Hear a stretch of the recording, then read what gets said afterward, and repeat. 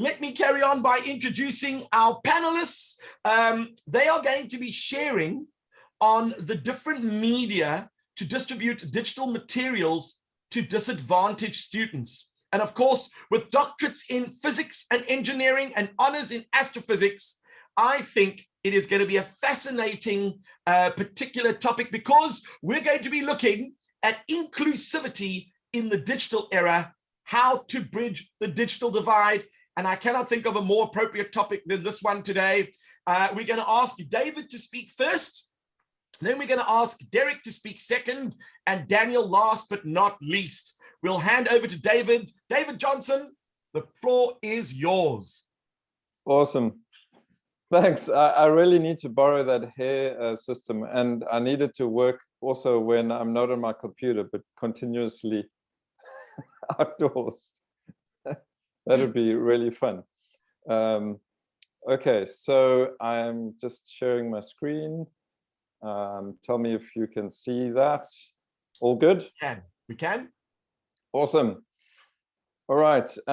Thanks very much, Steve. So this is my talk today is going to be about, so let me just move that out of the way so I can see, is about, well, let me first introduce myself. So I'm Dr. David Johnson, the second uncle, adjunct senior lecturer in computer science at UCT.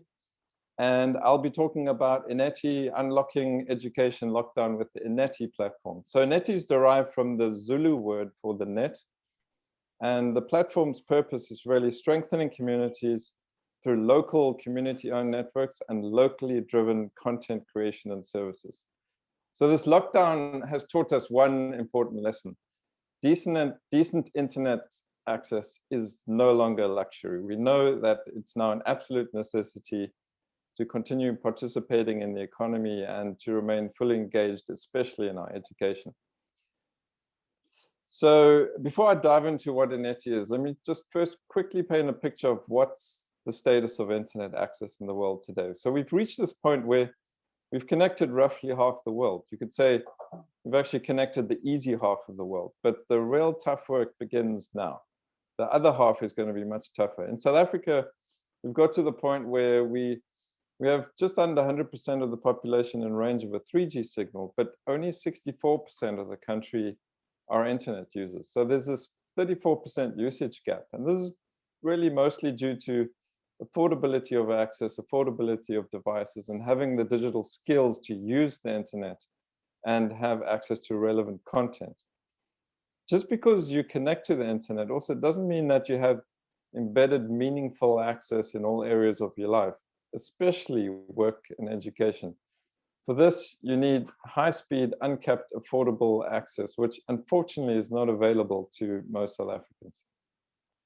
You might remember the data must fall movement in South Africa. So the reality is that the cost to communicate for lower-income users is far higher than for high-income users. For example, in South Africa, a low-income user purchasing prepaid could pay as much as 50 times more than high-income users on 24-month contracts. And this is because low-income users are buying lots of these small prepaid data packages, whereas high-income users have these long contracts. And if you normalize this to income level, a low-income user could be paying up to 500 times more than high-income users. And South Africa, unfortunately, has got some of the highest data costs in Africa. And we also need to talk about what access even means. When we think of access, we think of access to the global internet, but what if the content wasn't on the global internet, but hosted in our local communities? And this is really what INETI is about, and it'll become clear as I move through the presentation. So in my journey over the last decade and a half, studying internet access in many rural communities in Africa, I've discovered that there's incredibly strong locality of interest in communities.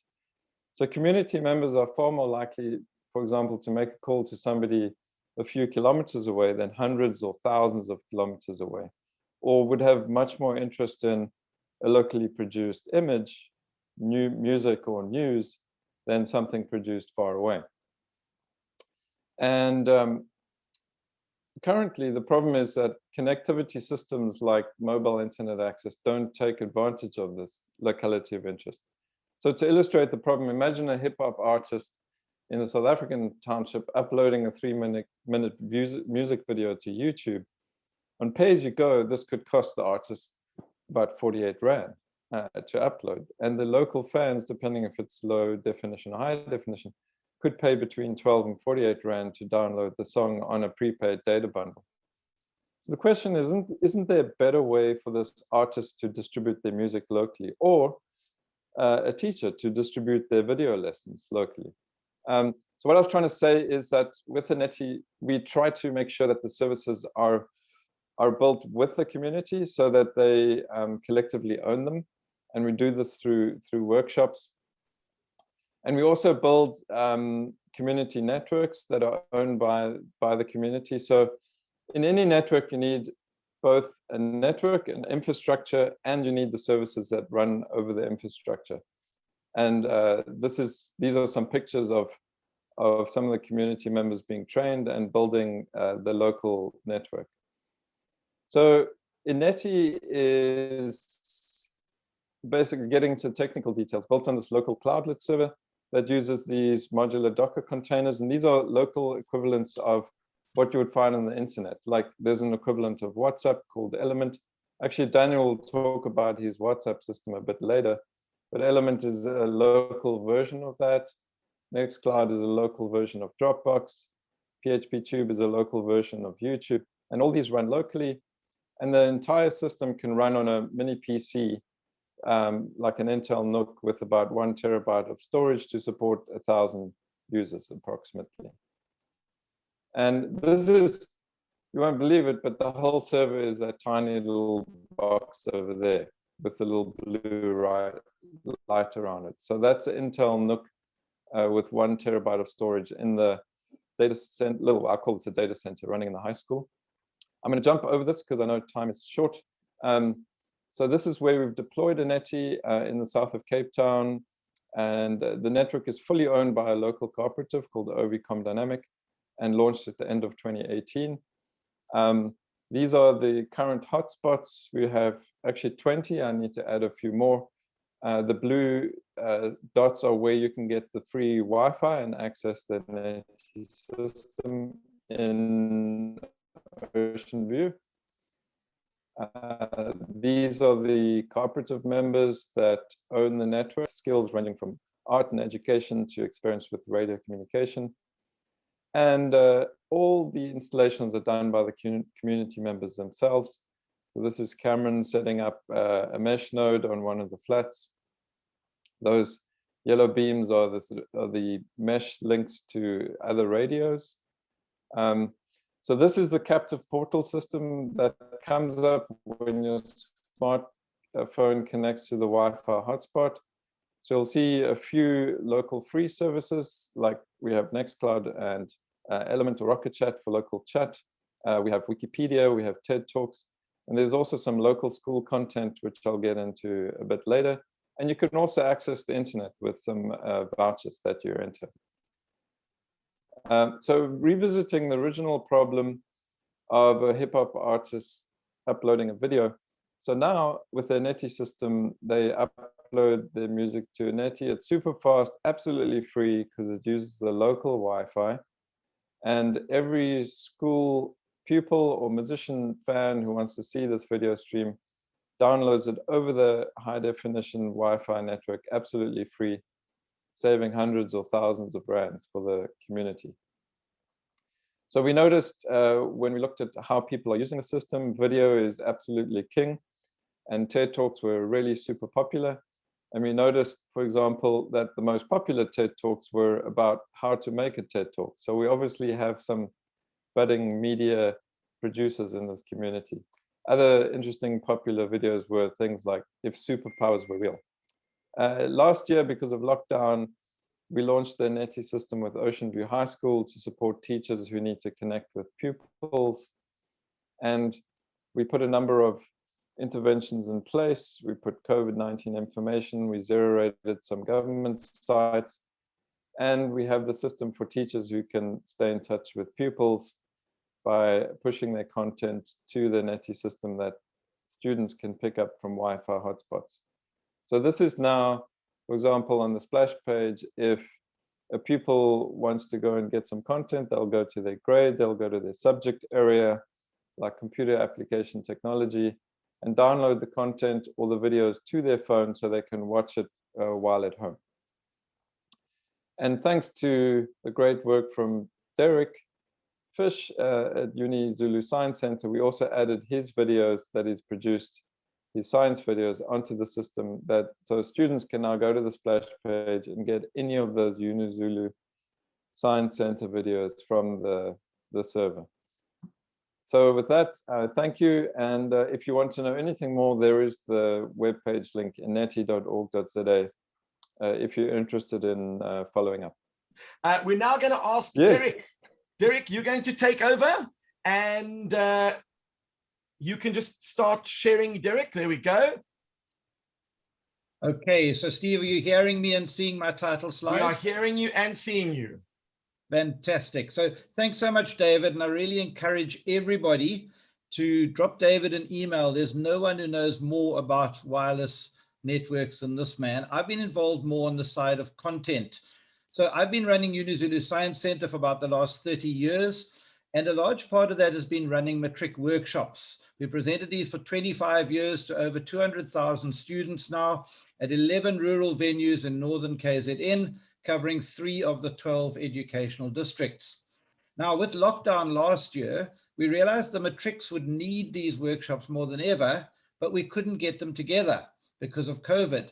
So a lot of science centers, in fact, most science centers around the world took all the materials and made it digital and made it available virtually.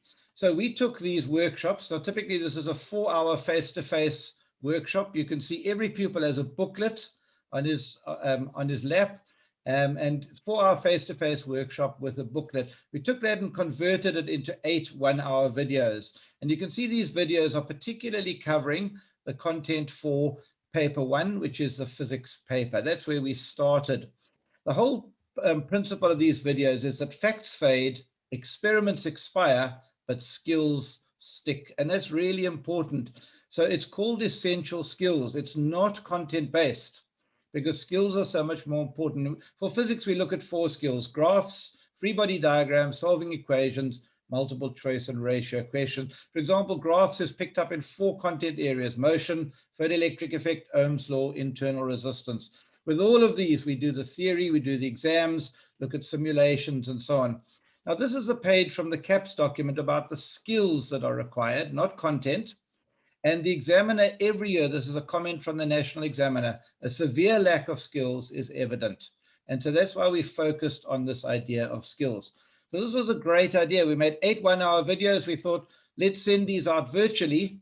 But then I was so struck by this cartoon, which was shared with me by my friend Peter Hoshofsky from Pert Industrials. Remember, not all children have the same opportunity. And while some children are sitting inside with good internet and laptops, others are watching through the windows. And I was determined that these children should not be left out. You know, I was going to say to you that the children we presented to before always get second best. Actually, they dream of second best. They've been so let down by the government in their schools. And it's important that they should be offered the best possible product. So again, printed a booklet. 2020 booklet was 48 pages. By printing it in black and white, we got it down to less than 6 Rand a booklet. The videos made about 1.2 gigabytes of files, and we put these on a memory stick and distributed via memory stick. So they were physically distributed to schools. Now, you might think that's crazy, but a 1.2 gigabyte download is simply out of the range of most of our schools. Here you can see last year, staff at Uni Zulu Science Center packaging the booklets for schools and the memory sticks. Typically, the teacher got a memory stick and the pupils got 1 booklet each. And we actually physically took them to schools where we could. Otherwise, the education department was actually great in helping us distribute them. South African Institute of Physics got on board, and they made essential skills their major outreach program for last year and this year. In fact, they printed 20,000 more booklets. So last year we printed 1.2 million pages. The red is our King-Letshwayo district, but it was distributed to 4 other districts around the country. And I want to thank the SAIP for this partnership. And normally at this stage, I'd show you a 7-minute promotional video, which tells you all about the 16 hours of video that there now is, but I can't do it on the system. So let me just tell you a little bit about what a typical video looks like.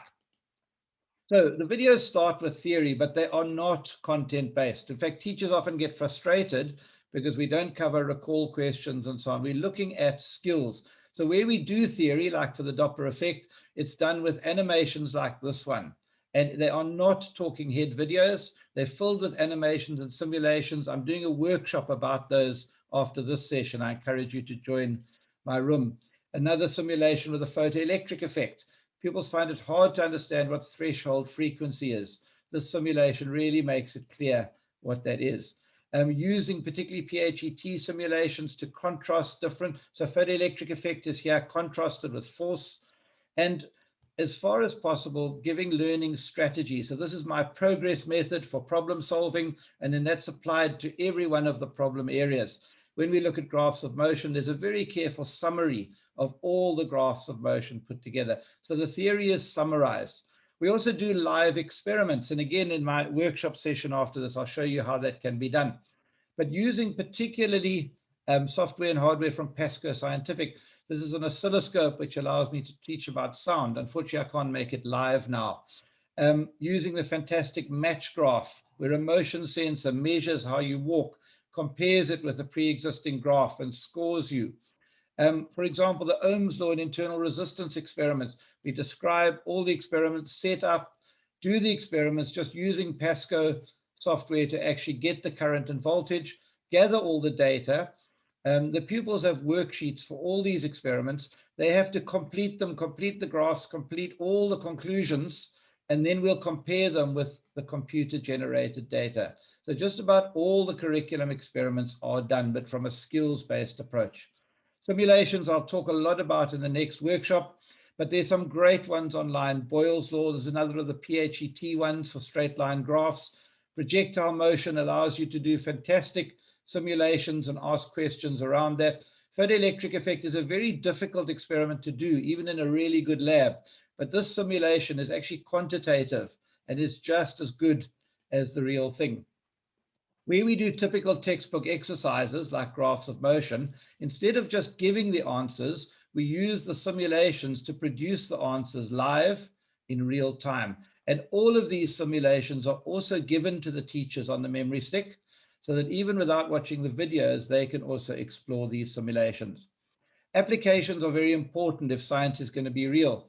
So there's a lot about graphs. So where do we find graphs on our cell phone? And just looking at my phone, there's so many different graphs which come up. How do we interpret them? How do we understand them? When we look at photoelectric effect, of course, the application is solar farms and solar-powered cars and solar-powered aircraft. How does the International Space Station get power? Not through an extension cord, but through solar power. And live demonstrations are done using Pasco software to actually show how solar panels work. Just another example, when we teach free body diagrams, the typical 4-force diagram for an airplane, I went on some training. You can see the same diagram there. And the training was so that I could actually fly an airplane.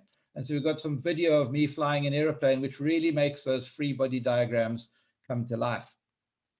Exams are important, and we very carefully try to compare and contrast exams. Instead of just giving answers, you don't need me for that. The memo will do. For example, what graph skills are expected and examples of all of them from past papers. When we do answer exam questions, we do it in the normal formal way, looking at the equations, doing the calculations, but we also use the simulations. You can see I've recreated the exam circuit, but this circuit in PHET actually works. And so we can bring in the voltmeter and ammeter, and we can actually show that the calculations we did for the exam actually work in real life.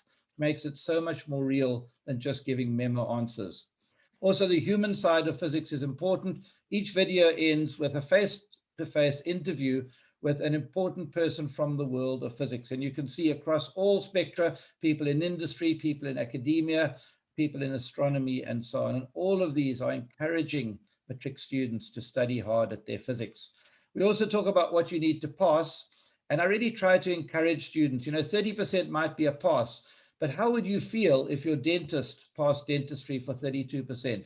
Would that make you feel happy? What about your airline pilots telling you they got their pilot's license with 34% and haven't really successfully landed a plane yet? I think you can see the point. Finally, the implementation. This is how the process happened, feeding the content, exams, and so on into the booklets, then into the PowerPoint and the videos, feeding in the experiments and simulations. And then the booklets had to be printed, videos copied onto memory sticks. And Institute of Physics, again, was a great help to UniZulu Science Center, printing, distribution, and now they are being handed out. And I want to say to everyone who's listening, if you contact me and you can show that you're going to make good use of these videos, I will send some to you absolutely for free. Last year, we got the videos ready in August, so all we could do is get them out as quickly as possible. This year, we've looked carefully at when each topic is taught, and then we will encourage teachers to use the appropriate video at the appropriate time, at the rate of about 1 or 2 videos per month. What's new in 2021? When we look at our 4 skills, we found that equations actually had about 70% of the marks allocated. So we've got a whole lot of new sections around equations which have been added. We've also obviously added the November 2020 exams, and we now have a comparison of the last 3 exams that pupils can look for patterns. The booklet this year is 72 pages, not 48 like last year. The videos are now 16 hours long, where they were 8 hours before. There's an enormous amount of content available. Also, we're going to try and do the big 5 as UniZulu Science Center. We've done physics. We've also completed a series of essential skills life science work videos together with Cape Town Science Center. We're working on chemistry, and then we will turn to mathematics. So what are some of the advantages of videos rather than face-to-face? Now, if I just start at the bottom, for us at UniZulu Science Center, there's no venue hire or travel costs.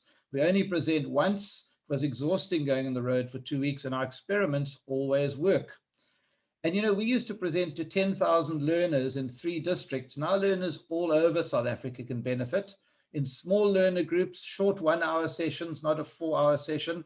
The workshop takes place in school, so there's no travel, no disruption, no extra exposure to COVID, but free booklets thanks to our sponsors. This year we've printed nearly 3 million pages thanks to sponsors.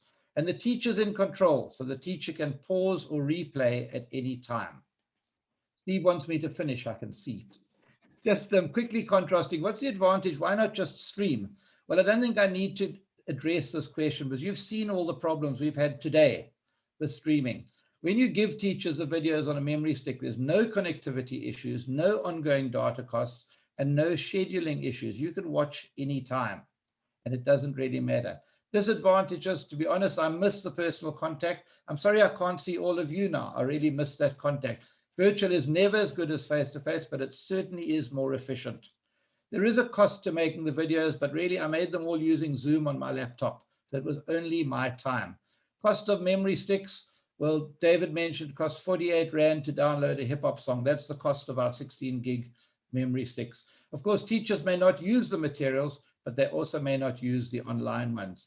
So apart from on the memory stick, you can download the videos from the SAIP Institute of Physics page. We have a Facebook page called Essential Skills. CASME also has a streaming page, and then the Aneti page where the Ocean View residents can watch the videos for free. Just by comparison, I went onto Facebook, and if you join this system, which I'm sure is great, it's going to cost you 2,700 Rand per month, and you need fiber. If you join this system, 5,400 Rand for 4 days. Here's an offline system. This device has been distributed to some schools with videos on, but it's 9,000 Rand per device per pupil. Thank you so much for listening. We really look forward to your questions afterwards, and we would love to share all of these things even further. Now we're going to hand over to Daniel Johnson. And thank you, Derek, for that very informative presentation. Over to you, Daniel. Thank you very much. Can you should share now? Yes, we can see your screen. There we go. You can see my slides. Well, have you stopped? Oh, there we go. Now it's working good. Great. Okay, fantastic. Cool. Yeah. So what I'm going to be talking about. So firstly, as mentioned, my name is Daniel. I'm a master's student at the University of Cape Town. and the current chairperson of the Golden Future Project. So I'm going to be talking a bit about what we've been doing to try to connect tutors to learners in this digitally divided world. So I'm going to tell you a bit about the work we do in this project, how we've had to adapt this work in response to the pandemic, and I'll try to share some of the lessons we've learned and hopefully inspire you as to the possibilities of online learning in a digitally divided world. So, Golden Future Project, we're a community-based outreach tutoring society, a community outreach tutoring society based at UCT. We have a team which consists of university students at various stages of their studies who have come together to work towards a common goal of improving access to quality education for young South Africans. Our mission essentially is to provide academic support wherever we can to high school learners from under-resourced schools in Khayelitsha and other parts of Cape Town. Our current team is 221 tutors strong, and we're providing tutoring in 18 different high school subjects to over 300 learners from around 50 different schools. We're really lucky in having a fantastically diverse group of tutors from all over South Africa, including some tutors who attended the very same schools which our learners are currently attending in Khayelitsha and other parts of Cape Town.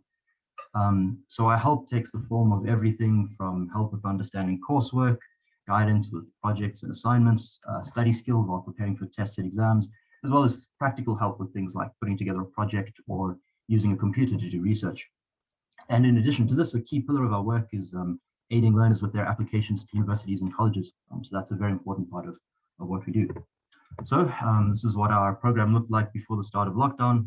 We used to have our buses would transport learners every Saturday morning to UCT from Khayelitsha, and we'd split our venue by subject, and as well as offer learners access to the UCT computer labs to do research. But as I'm sure you can imagine, none of this was possible once COVID arrived and once the lockdown began. So we had to adapt our approach. So we realized that it was going to be really, really important to continue to support the learners that we've been helping in our sessions. Their communities were some of the hardest hit by the pandemic, and the disruption to the academic year was particularly devastating in the schools that we work with. Fortunately, all our learners who participate in the program register with their contact numbers, and we use a kind of a bulk SMS system to keep them updated about our sessions.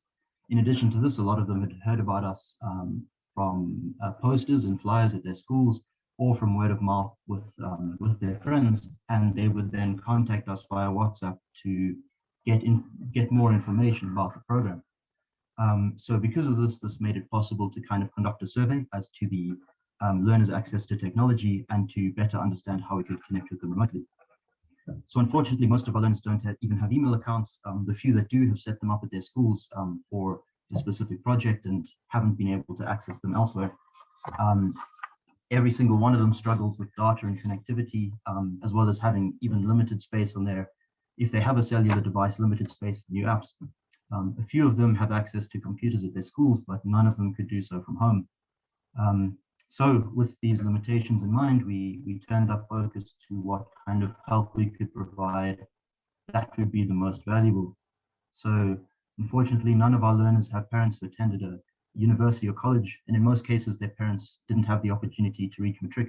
Many of them are in classes with over 50 learners. So of course, as you can imagine, it's very difficult, no matter how good their teachers are, it's very difficult for those teachers to engage with them individually, and for the learner to be taught at the pace which is most appropriate for them. So from the messages we received from our learners, from our experiences when visiting their schools in Khayelitsha, and from what we've learned in the 10 or so years that the program has been running, we realized that the most important need that we could fill would be for tutors to be available to answer questions throughout the course of the week, every week that come up that the learners have. And not only that, but to have tutors who understood the specifics of the challenges each learner was facing individually. So the obvious solution that we realized was simply to tutor via WhatsApp. Firstly, this is very affordable for the learners. So many service providers offer reduced cost WhatsApp data bundles. So you can get, you can download video and audio and image on WhatsApp at a much reduced cost if you're on Cell C or various other bundles, which many of our learners have. WhatsApp also has a good compression algorithm for audio and video and images, which means that also further reduces costs. And almost all of our learners have WhatsApp already installed, or those that don't have a parent with it installed. And so there are no additional costs to downloading any new app or technology. It's also very familiar to our learners, so there's no barrier of entry. The learners know how it works, and they don't have to be taught how to use a new technology. And that's of course very important when it's impossible to hold in-person workshops to introduce a new technology. WhatsApp's useful because you can use a combination of text, images, audio, and video. And so we find that a multimedia approach is absolutely the way to go when explaining difficult concepts in tutoring, and WhatsApp makes that possible. But most important of all, is that it was by far the preference amongst our learners as to how they wanted to be tutored. So even before we sent out our survey, some learners had messaged us to ask if tutoring could continue via WhatsApp.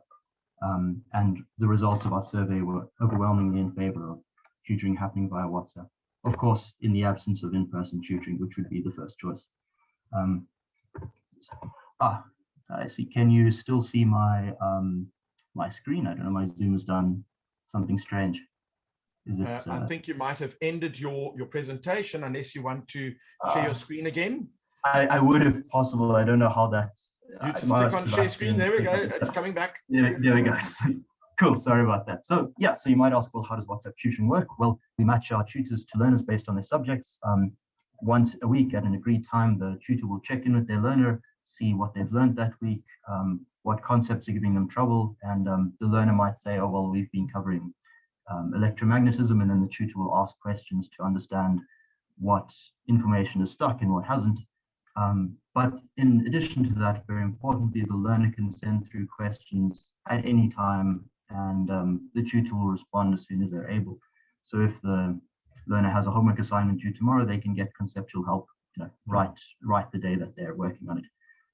As I mentioned before, the tutoring can happen with a combination of media, and because the learner and the tutor, because that match is maintained for the whole year, there's an understanding built up as to what forms of communication are most effective, specific to that learner. So and another advantage is, you may have already guessed, hearing Derek's speech, is that we have begun setting up a link with the Essential Skills video project. And so, for example, if a learner asks a question about something covered by those videos, which is becoming more and more of, it's already the complete physics syllabus, and there's already life science videos out, which is very exciting. Those videos have been split up into chunks which are specific to a question or a topic, and we can send those to the learner when appropriate, and that gives them, that can be very helpful. So how does our system actually work in the big picture? Well, we let our learners know that this program would be happening via that bulk SMS system I mentioned, as well as by putting up posters at schools in Khayelitsha, and setting up and also just encouraging our learners to let their friends know via word of mouth. And the learners would then message us via WhatsApp, letting us know their contact information and the subjects that are giving them trouble. At the same time, our tutors would enter their contact information and the subjects and number of learners they're willing to help with on a Google form. That information could all be very easily stored on Excel sheets, and those Excel sheets could be fed into a Python code, which I wrote, which essentially, when you run it, reads in those Excel sheets and assigns learners to tutors based on their subjects. So of course, you want to make sure that the tutors are those who are best able to assist in whatever the specific subject is, and as well as making sure that a tutor is only tutoring as many learners as they're able to help with. And so we feed those Excel sheets into the code. It makes those allocations. It prints out an email which we can then send to the tutors, giving them further instructions. And the Excel sheet is then automatically updated by the code. And so this can run continuously over the course of the year, making sure every new learner who contacts us is allocated a tutor within a week or so. Just to quickly go through some of the successes, so you can see here just a couple of the messages I've received recently from learners. So because I manage the WhatsApp messages, they often will get in touch with me to say how the tutoring has been going. So there's actually a couple of advantages we found over in-person tutoring with this, and already Derek has taken you through a lot of those. But a big one is that you have the same tutor matched to the same learner, and there's only a few learners per tutor, and so this help happening over an extended period means they get to know each other very well, and also that help can arrive when needed. So if there's if the student is struggling with something, they can get help that very day if the tutor is available, which normally they are. There are almost no operational costs. So in the entire year that this has been running, as I say, 221 tutors strong, our only costs have been we've supplemented some of our learners' data, because of course, even with those reduced rates, the data is still a big barrier to entry for many learners in the regions that we assist. And so we then supply data where we can to help those learners. But that's amounted to a few £100 for an entire year's worth of help. And so the costs have been minimal, which is fantastic, of course. We've had a very high level of engagement, very positive feedback from our learners. And it's very hard to measure across our entire group of learners the effect on marks, because they're spread across so many schools, and because many of them are quite shy about sharing their reports. But those that have been willing to have almost always shown an improvement of between 10 and 30% in the subjects that we've been assisting with, which is, of course, very exciting. It's a model that can work elsewhere, and via Neti, as David mentioned, there are messaging capabilities within that, and that's something that we can piggyback onto and expand the program to reach more people. So we're very excited about how we can grow this. Of course, it can never replace face-to-face learning and in-person teaching. There are limits to WhatsApp's functionality. You can't have, for example, a live whiteboard. And there is more we could do to automate the process, but these are not insurmountable challenges. And yeah, we look forward to continuing to expand it. So I think I should end there. And if you have any questions, yeah, feel free. Otherwise, you're welcome to get in touch with me, or you can also see Golden Future Project's details down there. Yeah, so thank you very much.